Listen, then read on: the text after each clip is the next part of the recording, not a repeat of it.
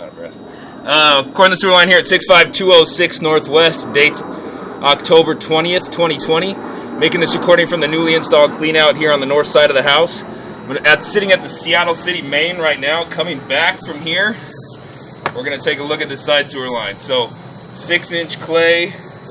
See, it's slightly offset right there at the main. That's what he's talking about. Yeah.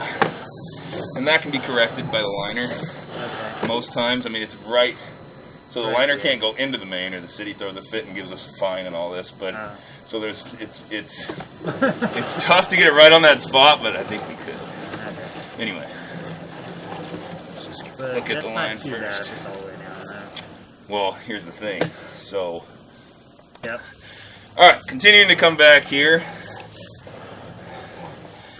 Still in 6-inch diameter concrete pipe. So is that the water flowing? Yeah.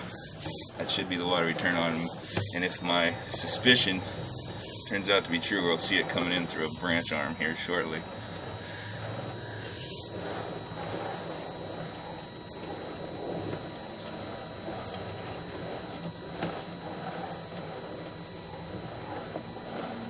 Right there.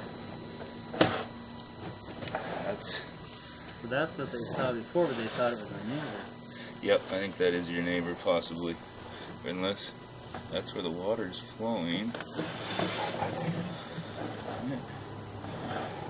Let's see. There is water flowing there. That could be the neighbor. Oh, because there's no water flowing through the line right now. So that has to be your water. So it's my tie-in over there. Yep, that water's still flowing. Is it flowing? Yep. Oh, okay. Yep. So let me go locate this spot real quick here. Coming back into 4-inch pipe now.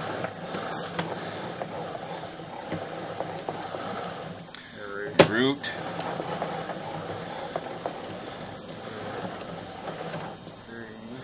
Root.